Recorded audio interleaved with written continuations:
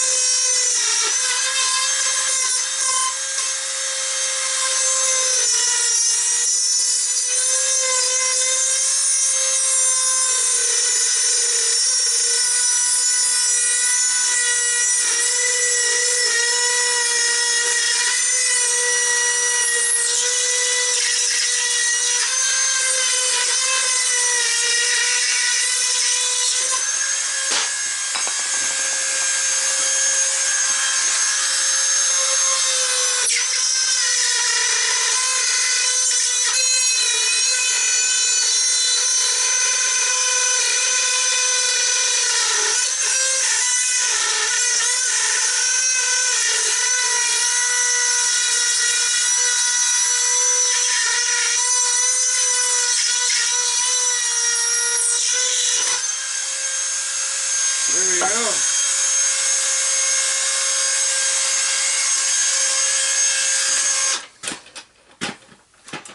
Now, that's all cut out. Even though we fucked up a little bit, but I saved the piece. Because all I'm going to do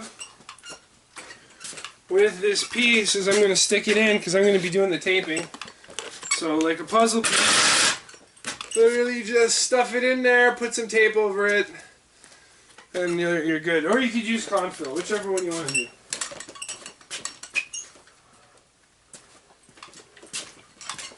Alright, now that that's on there, we can... I'm going to put the jack back up there to just compress it to the ceiling a little bit more.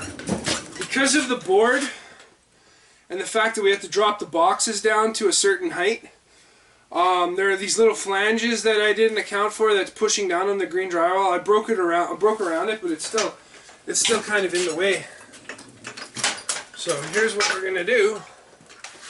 I'm gonna take this here guy.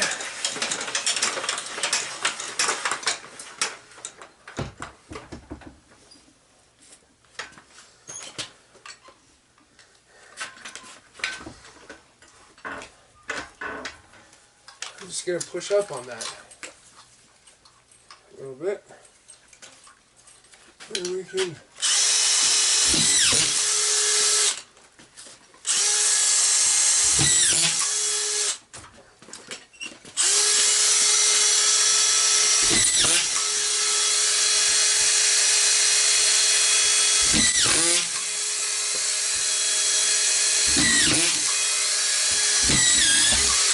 oh yeah, that's the wrong line.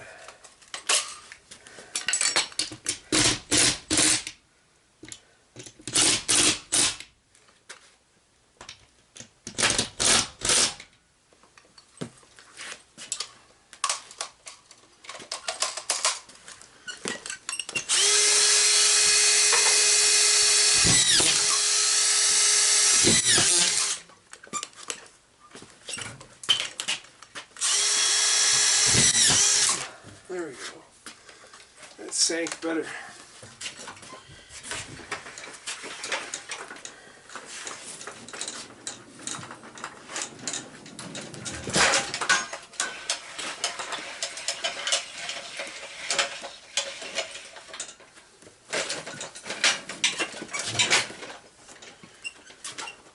Alright, so now that we've got that done, we're going to cut this sheet.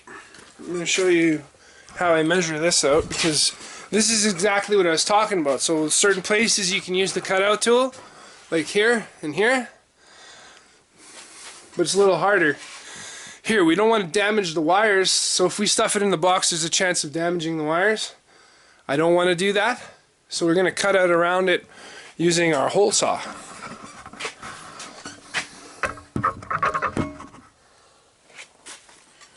So I will use the actual sheet as a straight edge to measure from.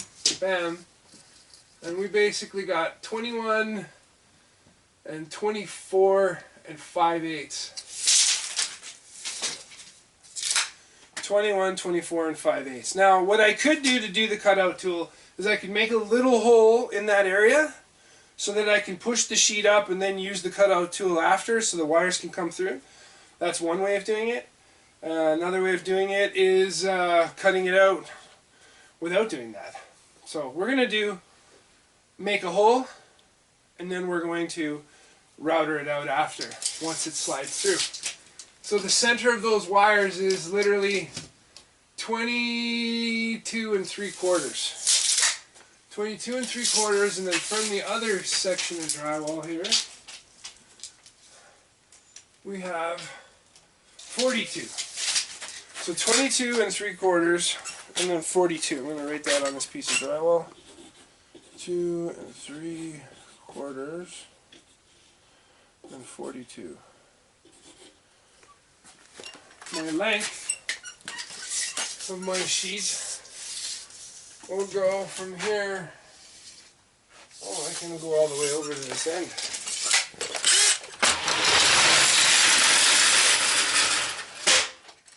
And then we can fill it in with a piece.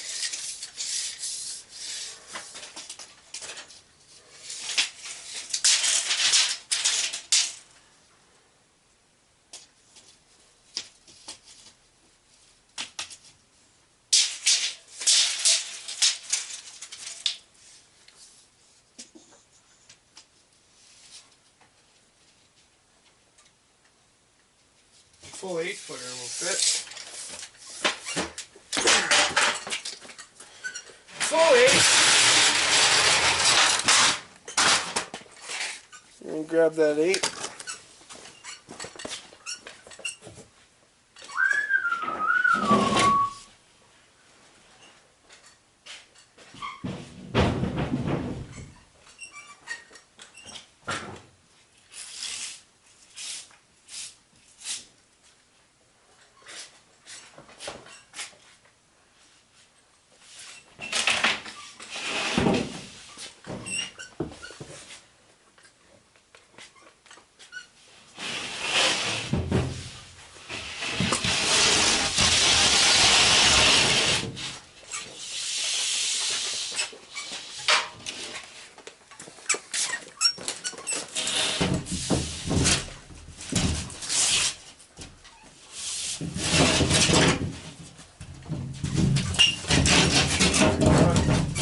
Concrete is so bad in here.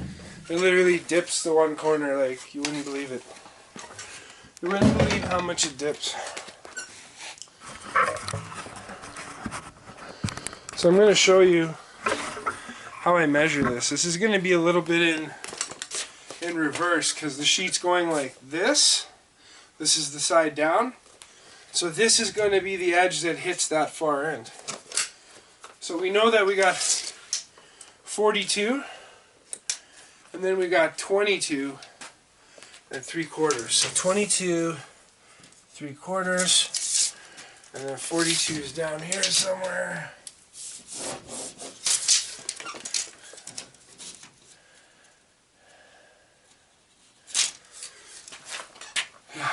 So the joint's pretty much going to be almost in the way.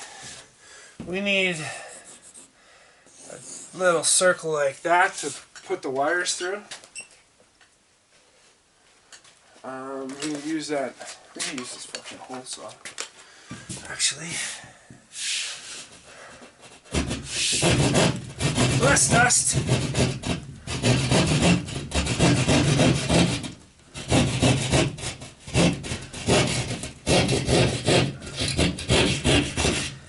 Alright. So just so you guys can see what we're doing here, I'm going to put the camera like that. That way it's looking up at the ceiling. And we get this guy ready. Oh yeah, one other thing. I'm going to mark out the studs. There's 19.2 on center on these houses because they're TGI joists. So you guys could have little peek at how I mark them out. As I know the sheet's square up there, I just go, there's a little diamond on my tape. I don't know if you can see that. That's a 19.21 center. And there's one everywhere there is a diamond. So we know that the house is basically 19.2, 19.2. Take your T-square. A lot of guys say, oh, that's not how you do it. But the job looks clean. Taper's happier. Right? I'm the taper. I'm making my life easier. This way there's less misses, less repairs.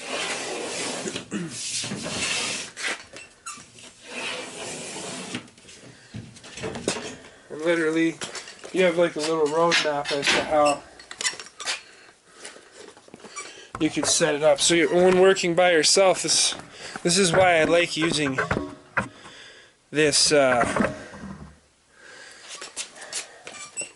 this drywall lift, because like I said before, nobody's complaining. It ain't costing you a piece of the money that you would be making.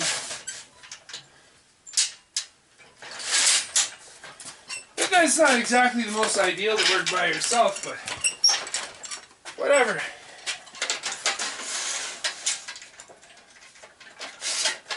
So I'm extending the arms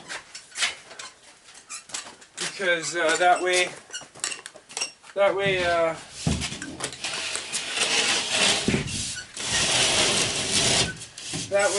it'll hold the 8-foot span. I gotta flip this sheet around.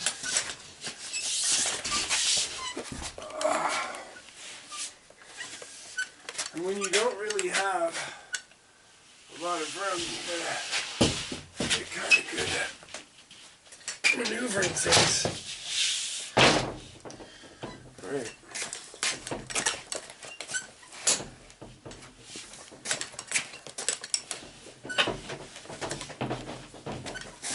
And then, there we go.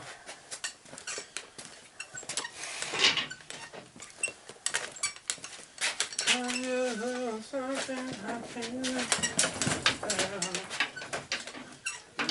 No.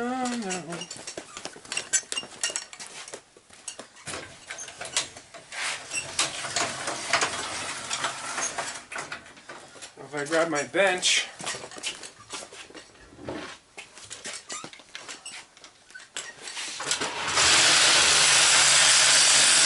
I can get up there, reach the wires, pull it through.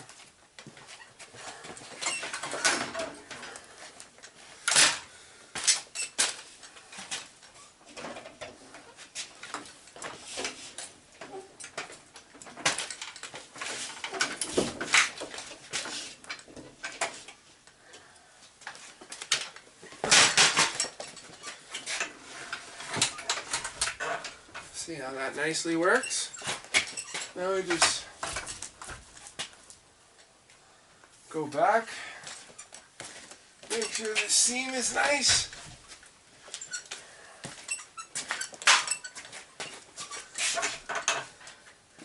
Compress the drywall lift to the ceiling, make sure everything's nice and tight.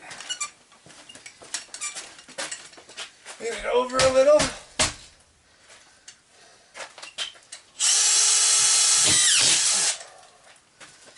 There's one. Now I'm gonna move down.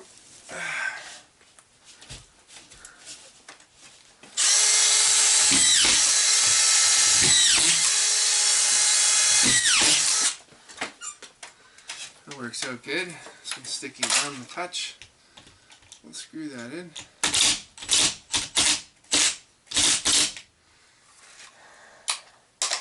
We're going to put another screw there so it doesn't pop. And that way, nice joint. I don't like how that sags, but whatever. Can't really do much about certain things.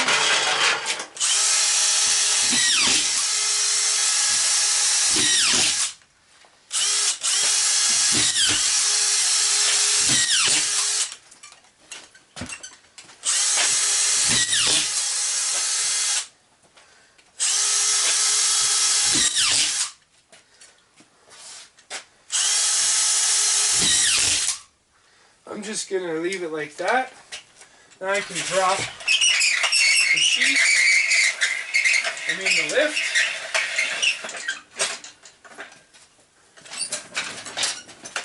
And we can cut out that hole. Now that that's all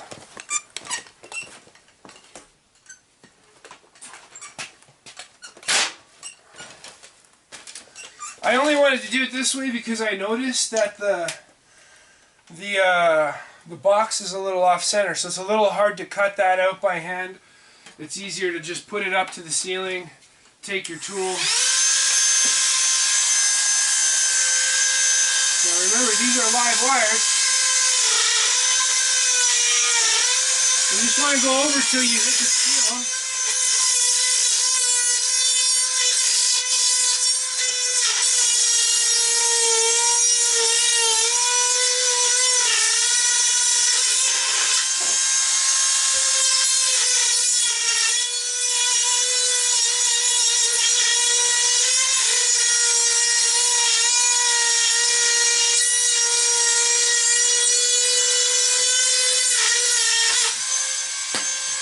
Now that's nice and tight. Tight like a tiger. Beautiful. Beautiful. And what you want to do is, as you go, you want to pull out any screws that aren't like sunk or they've missed, and then screw everything off.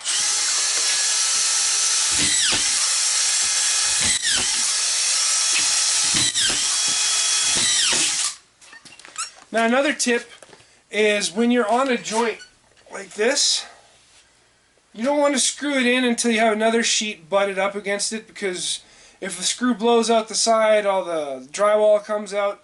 This way it keeps it nice and crisp, and it's good to go. And then you want to keep your pattern the same. It just looks like a more professional job if you do it that way. But out of screws. So last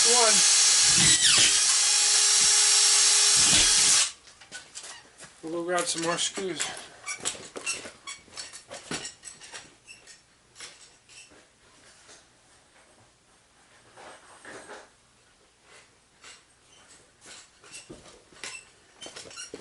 So another thing to note is when you're doing a production version of this, you have these coiled up in your pouch. I'm not going to do that because I don't want to carry extra weight. I have a problem with my foot, so extra weight hurts when I do that.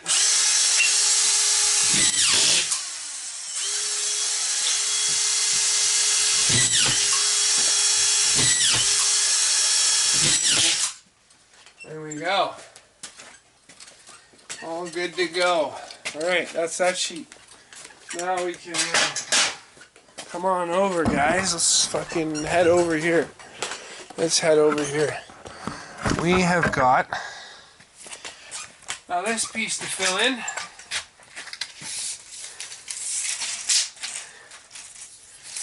This piece is 25 3/4. I always leave it a little bit of a gap so that you have room to play, because sometimes rooms could be off, like could be off in one corner and hitting on the next. So I leave like about a 1/4 inch, because when we run the drywall up this wall to the ceiling, it's going to cover that 1/4 inch. So we've got 25 3/4. I can use this piece right here.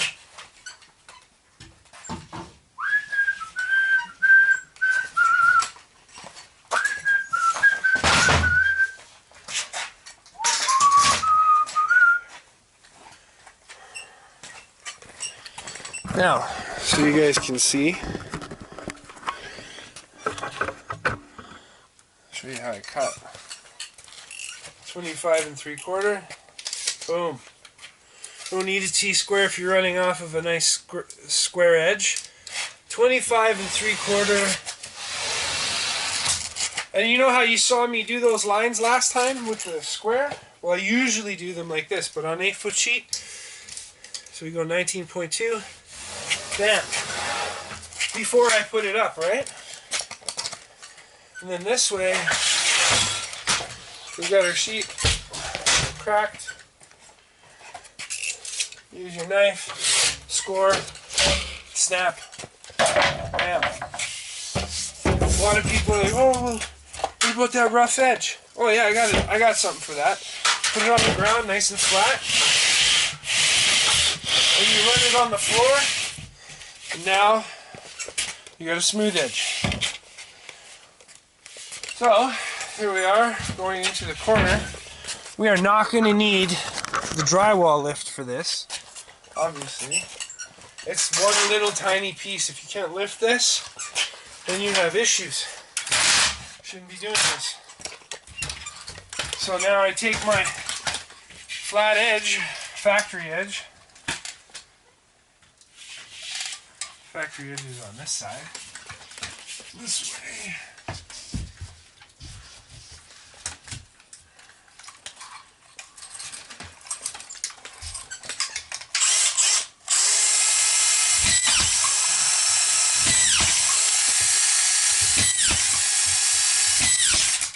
This is why these guns are so beautiful, because you don't have to hold the screws.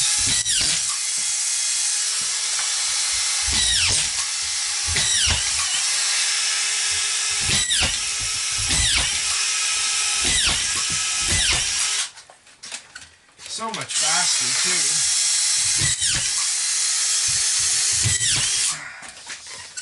Now here's where I'm going to have the issue.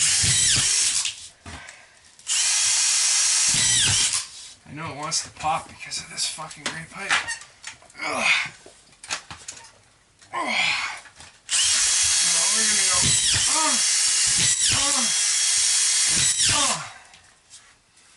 That way that'll hold that up.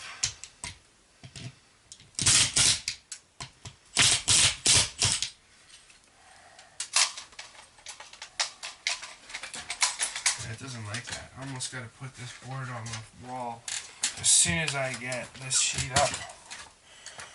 So, we came from that way, now we're going to go from that way this way, and now we're going to go from this way that way. And you always want to stagger your sheets. So you see how there's no joint here? We don't want a joint there. We put the joint over here, which is literally 2 feet, 3 feet away from that joint. And I have to drive that in a little bit more. See that screw head sticking out? I have to drive it in. We've got the, we have that other drill. Where did I put it?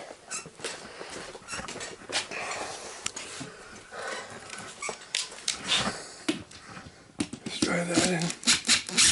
Oh yeah. Well, I know the reason. It's slightly missed. I'm going to put this screw in the same hole, but I'm going to come from a little bit of an angle.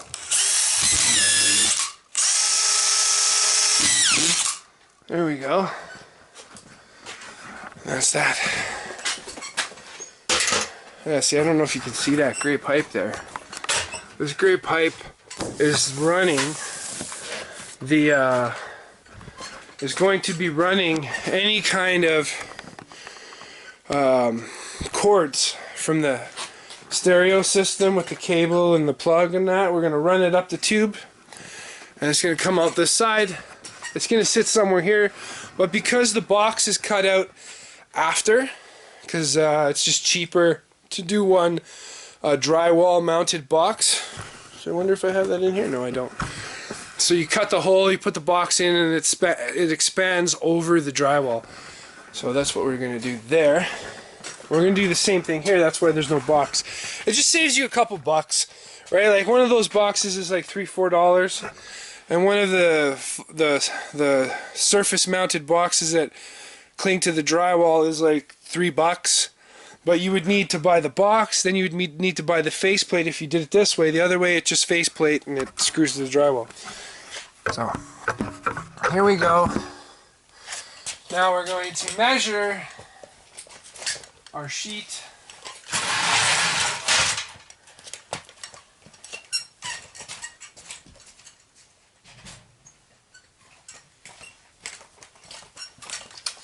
From this corner. And we have a pot light, which is going to be fun. It's always fun. We're going to go, we can go right to this. Right to here. So we got 83 3/4. 83 3/4. We're going to have to disconnect this pot light since we're here.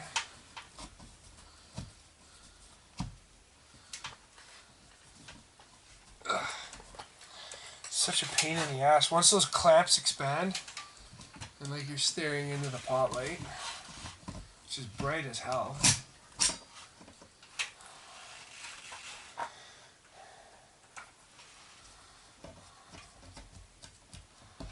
Like, it's fucking blinding. I don't even know why these lights are actually dangerous for your eyes. They will damage your eyes permanently because they're LED. Something about the blue light. Alright, so now, if you guys can see this, we're going to measure over, and I'm going to put, so we got 83.5. This one's kind of, the screw's kind of sticking down slightly. There we go.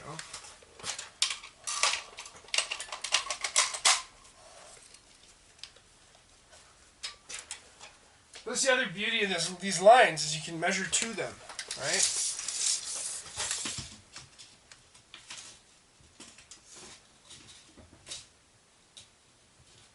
$83 3/4. Pot light to the center is 29.5.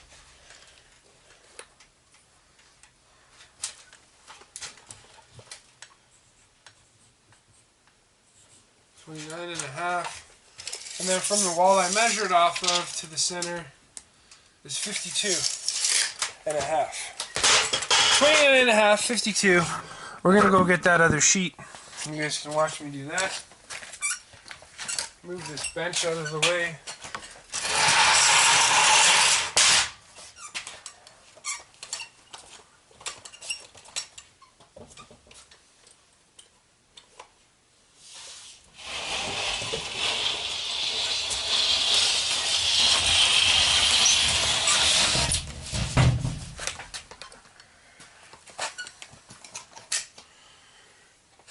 So now, I don't know if you guys can see this.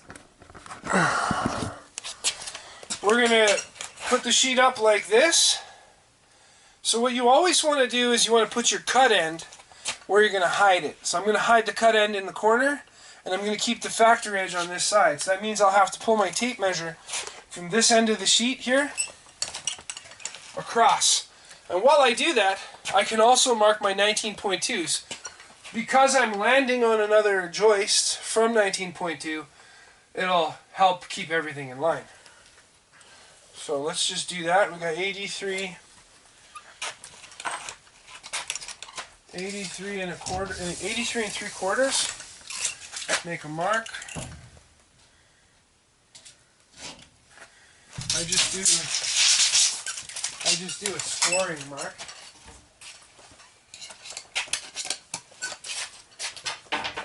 Here's another thing I'm gonna set up a little more lighting here. A little more lighting, because fuck. If you can't see, then how can you do a good job? There's only one power box, and it's right in the middle of everything.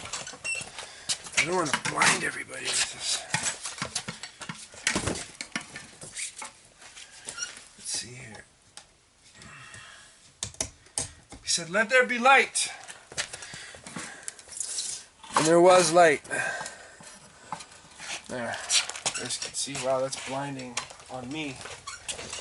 Put that down a little so we're not so blinded. So here we go.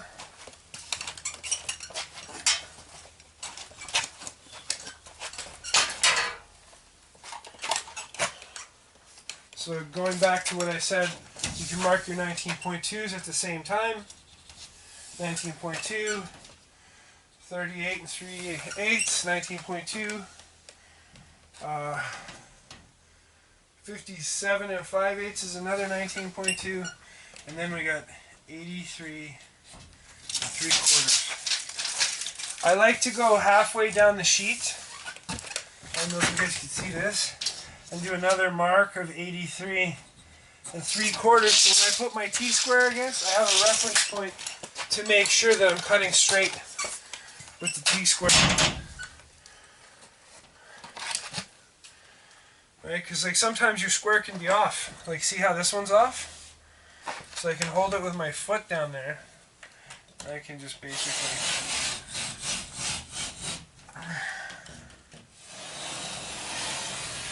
Again, it doesn't fully matter because this is going to be hidden in the corner.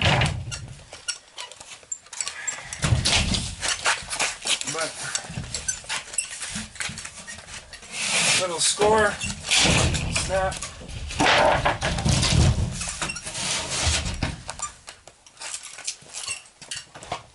It probably would have made more sense to mark these off since I had the T-square in my hand. What's the point of doing things 3 times? And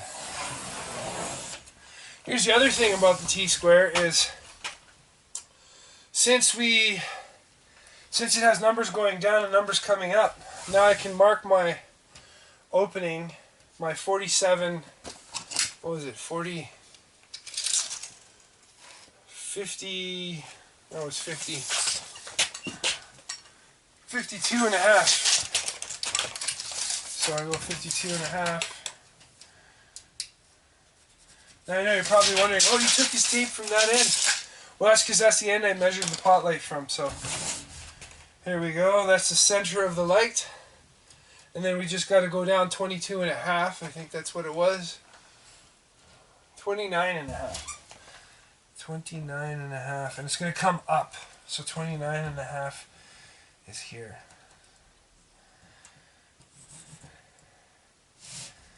And that's where the pot light is.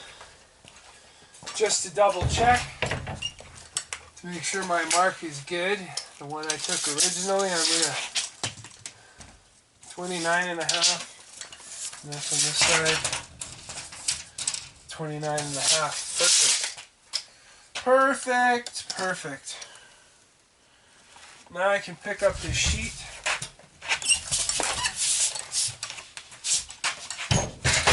on the drywall lift, drywall lift over, adjust these extensions,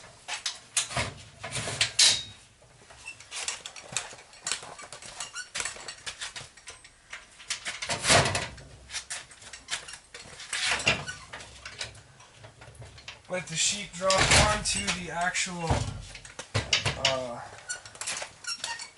cleat that holds the sheet up, and I'm going to actually turn this lift around just because there's not enough room over there to come from that direction. So here we go. We're setting it up.